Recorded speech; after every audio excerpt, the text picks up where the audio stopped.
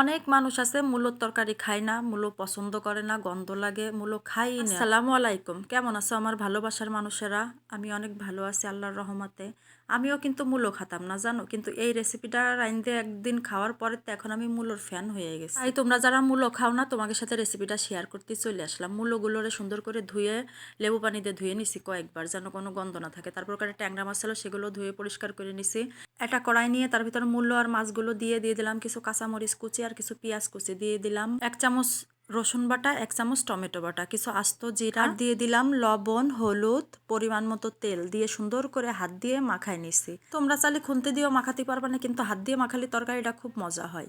তারপরে পরিমাণ মতো পানি দিয়ে দিলাম, বেশি পানি দেওয়া যাবে না, মূলত নরম তরকারি পানি বেরোবে এবং তাড়াতাড়ি সিদ্ধ হয়ে যায়। পানিটা দেওয়ার পরে আর একটু নাড়াচাড়া করে নিলাম, নাড়াচাড়া করে এবার ঢাকনাটা দিয়ে দেবো। ঢাকনা দিয়ে এবার চুলোটা অন করে দেবো। তখন কিন্তু চুলো অন ছিল না, অফ করা ছিল। এই তরকারিটা রান্না হতেই কিন্তু একদমই সময় লাগে না, খুব জলদি হয়ে যায় এই মূলোর চচ্চড়িটা। আর খাতে কিন্তু সেরম মজা লাগে। তোমরা যারা মূলো পছন্দ করো না, তোমরা একদিন খাইয়ে দেখতে পারো। এই যে লেবু দিয়ে মূলোটা ধুয়ে নিছি, এতে কোনো বাজে গন্ধ থাকবে না। আর 1 চামচ টমেটো বাটা দিছি, এতে তরকারির কালারটাও সুন্দর আসবে আর স্বাদটাও অনেক সুন্দর হবে। আমার তরকারি কিন্তু প্রায় হয়ে আসছে। এখন নাড়াচাড়া করে দেখলাম যে লবণ ঠিক আছে কিনা, মূলোটা সিদ্ধ হয়েছে কিনা। মূলোটাও সুন্দর সিদ্ধ হয়ে গেছে। এখন নাড়াচাড়া করে দিয়ে এর ভিতরে দিয়ে দিলাম কিছুটা ধনিয়ার পাতা। ধনিয়ার পাতাটা দিয়ে একটু হালকা হাতে নাড়াচাড়া করে দেবো, যেন মাছটা না ভাঙে। সুন্দর সিদ্ধ হয়ে গেছে, তেল ওঠা হয়ে যাচ্ছে।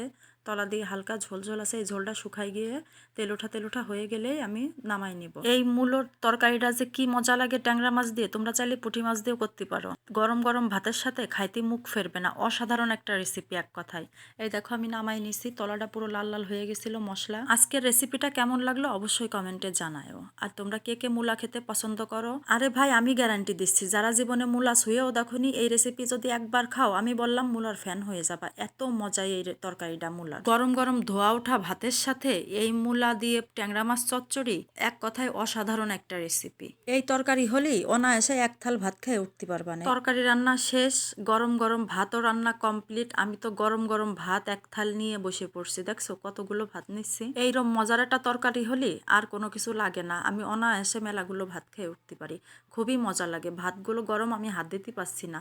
আর এই ট্যাংরা মাছের কাঁটা তো বাছা লাগে না, একদম চাবায়ে খেয়ে ফেলি, অসাধারণ লাগে খেতে। এরম এক ভাগ তরকারি হলে তোমার গোশ সামনে যদি থাকে, তুমি গোশের দিক তাকাবাও না, এত মজা হয় এই তরকারিটা। তোমাদের কাছে রিকোয়েস্ট থাকলো এই রেসিপিটা ফলো করে একদিন মূলোটা রাইন্দে খাই। একদমই কম মশলায় কম সময়ে অসাধারণ একটা রেসিপি। গরম গরম ভাতের সাথে যখনই মন চাবে আমার মতো এই রেসিপিটা করে এক থাল ভাত খেয়ে নিবা। তোমরা যারা এই বছরে এখনো মূলো খাও নেই, মূলো থাকতে থাকতে এই রেসিপিটা করে খাইয়ে দেখে নে, নাহলে মূলো চলে গেলে কিন্তু পরে আফসোস করতে হবে না। ভিডিওটা যদি তোমাদের কাছে ভালো লাগে অবশ্যই একটা শেয়ার করে দিও। দেখাবে পরের কোনো ভিডিওতে, সে পর্যন্ত সবাই ভালো থাকবে, ধন্যবাদ।